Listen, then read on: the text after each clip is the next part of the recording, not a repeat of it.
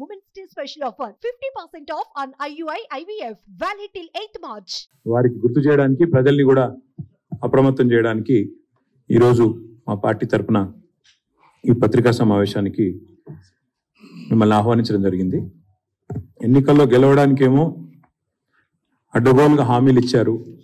ఎన్నికల్లో గెలవడానికి, అధికారంలోకి రావడానికి నోటికొచ్చిన హామీలు ఇవ్వడం, దాదాపుగా మొత్తం కలిపినట్టయితే 420 హామీలు ఇచ్చి తర్వాత 6 గ్యారంటీలని మరి నమ్మబలికి 100 రోజుల్లో 6 గ్యారంటీలు, మిగతా 414 5 సంవత్సరాల కాలంలో చేస్తామని చెప్పి నమ్మబలికి, ఆనాడు టిఆర్ఎస్ పార్టీ అధికారంలో ఉన్నప్పుడు మరి ఏదైనా కార్యక్రమం తెస్తే దాని మీద నోటికొచ్చినట్టు మాట్లాడి ప్రజల్ని ఆ రోజు గందరగోళం చేసి మళ్ళీ ఈరోజు అవే పథకాలని, అవే కార్యక్రమాలను కొనసాగించే ప్రయత్నం కాంగ్రెస్ పార్టీ చేస్తూ ఉన్నది.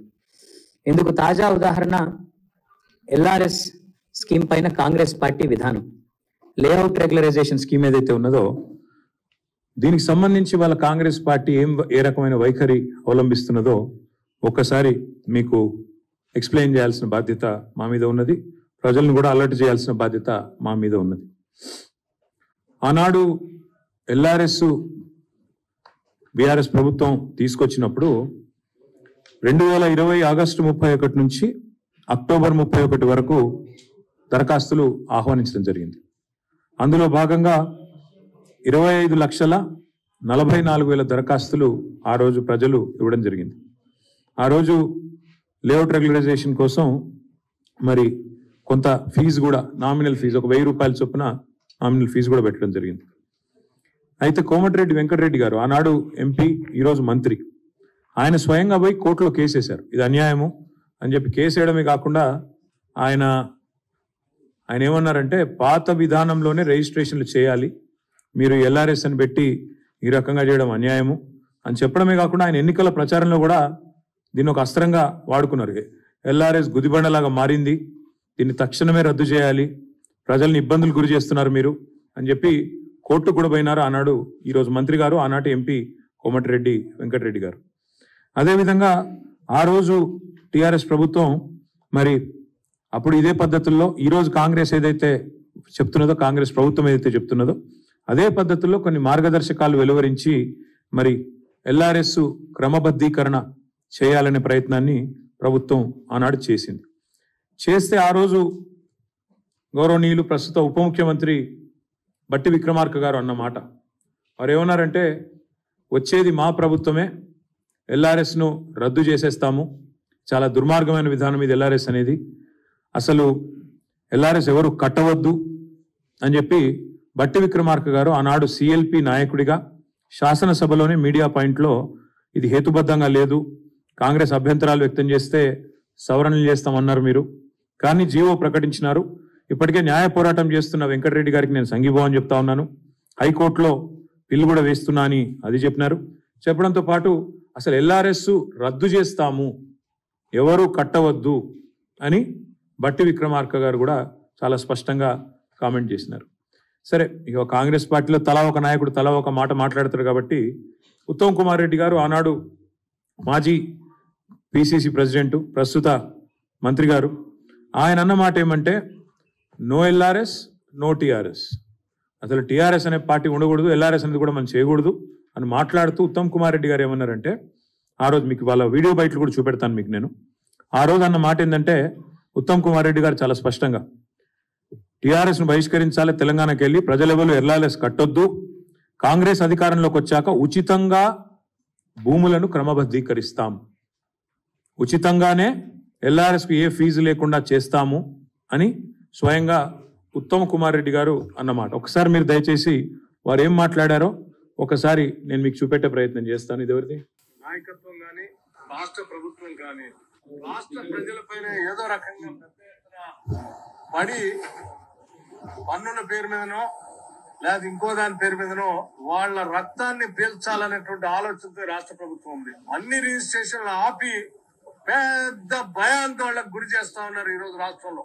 మీరు ఎల్ఆర్ఎస్ కడితేనే రిజిస్ట్రేషన్ అంటున్నారు. రిజిస్ట్రేషన్ ఆపే హక్కు మీకెవడు ఇచ్చిందండి? మేము రాష్ట్ర ప్రజలందరూ కూడా కాంగ్రెస్ పార్టీ పక్షాన విజ్ఞప్తి చేస్తా ఉన్నాం.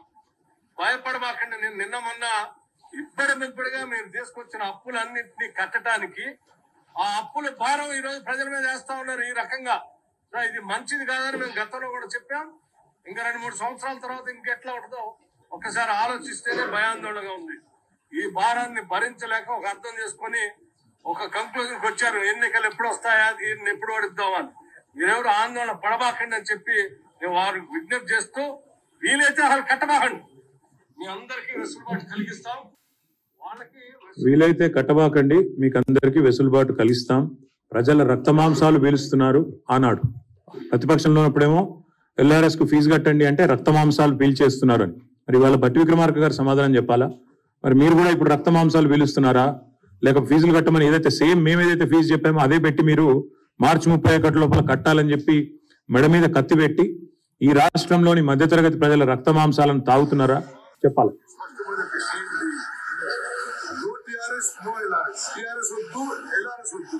కాంగ్రెస్ వద్దు, మేము అధికారంలోకి వస్తాం, వచ్చినాక రెగ్యులరైజేషన్ ఉచితంగా చేస్తామని చెప్పేవాళ్ళు. నో టీఆర్ఎస్, నో LRS, మేము కాంగ్రెస్ అధికారంలోకి వస్తాం, రాగానే ఉచితంగా, మళ్ళొకసారి వినండి, ఉచితంగా. కాంగ్రెస్ పార్టీ స్పష్టమైన decision. No TRS, no LRS. TRS వద్దు, LRS వద్దు, కాంగ్రెస్ వద్దు, మేము అధికారంలోకి వస్తాం, వచ్చినాక రెగ్యులరైజేషన్ ఉచితంగా చేస్తామని చెప్పేవాళ్ళు. మేము అధికారంలోకి వస్తాం, రాగానే ఉచితంగా చేస్తాం. ఇది ఆనాడు ఉత్తమ్ కుమార్ రెడ్డి గారు, ఇది సీతక్క గారు. LRS పేరుతోటి కొత్త మళ్ళా అంటే దోచుకోవడానికి, దాచుకోవడానికి, ప్రజల దగ్గర చిల్లిగా అవ్వలేకుండా చేయడానికి ఇదొక నాటకం. ఈరోజు వీళ్ళు ముగ్గురు మంత్రులు, ఒకరు ఉప ముఖ్యమంత్రి, ఇద్దరు మంత్రులు, ముగ్గురు మంత్రులు, సారీ, సీతక్క గారు, ఉత్తమ్ కుమార్ రెడ్డి గారు, కోమటిరెడ్డి వెంకటరెడ్డి గారు. కోర్టుకు పోయిన కోమటిరెడ్డి వెంకటరెడ్డి గారు మంత్రి, LRS వద్దు అని. LRS ఉచితంగా చేస్తామని చెప్పిన ఉత్తమ్ కుమార్ రెడ్డి గారు మంత్రి. ప్రజల దగ్గర చిల్లిగవ్వ లేకుండా దోచుకోవడానికే రుసుము పెట్టినారు అన్న సీతక్క గారు మంత్రి. LRS అనేది అసలు కట్టవద్దు, ఇది కరెక్ట్ కాదు అని చెప్పిన మన బట్టి విక్రమార్క గారు ఉప ముఖ్యమంత్రి. నేను ఇవాళ ఈ ముగ్గురు మంత్రుల్ని, ఉప ముఖ్యమంత్రి గారిని, కాంగ్రెస్ పార్టీ ప్రభుత్వాన్ని ఇవాళ నేను సూటిగా అడుగుతా ఉన్నా.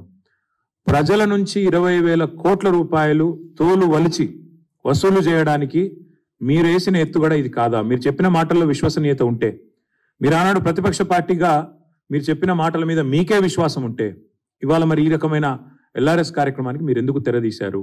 మార్చి 31 లోపల ఖచ్చితంగా కట్టి తీరాలి అని మీరు ఏదైతే చెప్తున్నారో ఇది మరి ఎంతవరకు సమంజసం మీరే చెప్పాలా.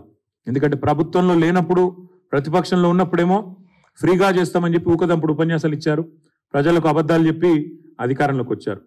LRS మీద న్యాయ పోరాటం ఏమైంది? వెంకటరెడ్డి గారిది పిల్లి ఏమైంది? చెప్పాలి. అందుకే మేము అనేది, బట్టి గారు చెప్పిన మాటలు వట్టి మాటలను తేలిపోయింది. అసలు LRS కట్టవద్దని చెప్పింది ఉత్తదని తేలిపోయింది.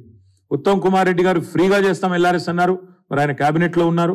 ఇవాళ ఆయన క్యాబినెట్, ఆయన ఏ మంత్రివర్గంలో అవుతున్నారో ఆ క్యాబినెటే LRS కట్టాలని చెప్తా ఉంది. అదేవిధంగా సీతక్క గారు చిల్లిగవ్వలేదు ప్రజల దగ్గర అన్నారు, మరి వారు కూడా ఈరోజు సమాధానం చెప్పాలి. ఇవన్నీ తప్పకుండా ప్రజల తరపున మేము అడుగుతా ఉన్నాం, తప్పకుండా వారు మరి స్పందించాలని చెప్పి కూడా డిమాండ్ చేస్తూ ఉన్నాం.